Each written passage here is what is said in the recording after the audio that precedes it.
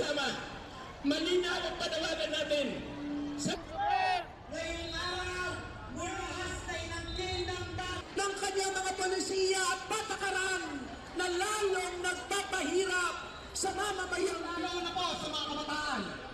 Kitang-kita po natin ang ng mensahe para ipakita kung paano ginapan. Makibaba! Huwag matabo! Bago magsimula ang ating programa. Hindi sa sapato, hindi solusyon yung ayuda na panawagan. So panawagan nila na tanggalin ang bat at ubat sa langis, yan ay pang matagalang solusyon. Nagkaroon ng gira sa Middle East ay malaki na ang epekto nito sapagkat marami ng mga chopper o mga driver natin ng mga transport na hindi na namamasada dahil sila ay nalulung. Kanyang ginawa ay napakalaking kasalanan sa mga mamayan sa buong mundo. Kasi ito ang naging dahilan kung bakit humantong sa ganitong krisis ang buong